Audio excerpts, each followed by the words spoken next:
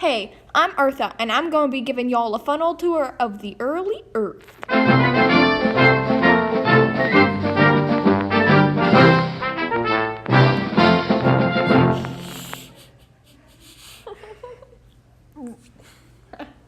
First of all, living here in early Earth is quite tough. There is no oxygen, there are lots of meteorites, and there is molten lava everywhere. And it's really freaking hot here on early Earth, and y'all listening may be thinking, why is early Earth so gosh diddly darn hot? Well, it's actually pretty simple. 1. Accretion. 2. Radioactivity. And 3. Pressure. Accretion is a thing formed or added by gradual growth or increase. Radioactivity is the emission of ionizing radiation or particles caused by the spontaneous disintegration of atomic nuclei.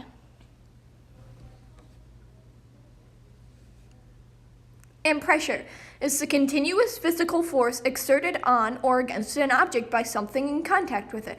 So Earth is pretty hot. Now here's a tour on the layers of the core. First we'll start on the inner core, and then we'll go to the outer core, which is the only liquid layer. It is mainly made up of the metals iron and nickel. Then the mantle, which is mostly made out of silicate rocks in the form of magnesium and iron. Next, the crust, which is made up of mostly oxygen, silicon, aluminum, iron, calcium, sodium, potassium, and magnesium. And finally, the atmosphere. And it's really important that the inner core is made out of metal because it becomes the early mantle crust. Now, some of the people believed that the Earth actually used to be one megacontinent. One of those people were Alfred Wegener. He found that West Africa and Brazil actually fit quite nicely together. And then later in World War II, some geologists found huge chains of volcanoes underwater, and they suspected that when those erupted, it broke up the massive There are 2 types of crust. One is heavy and one is lighter. The continental crust is lighter and made of granite. That crust is we walk on. And the oceanic crust is heavier and on the bottom of the ocean made of basalt.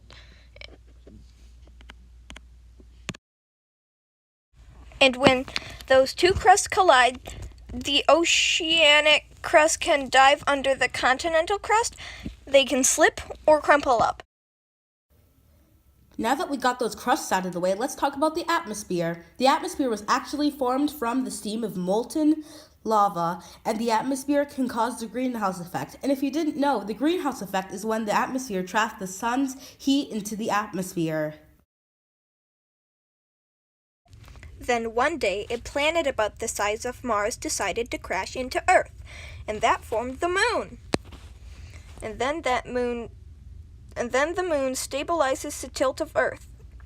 Then Mr. Oxygen showed up and made the ozone layer, but he killed lots of life forms that were allergic to oxygen.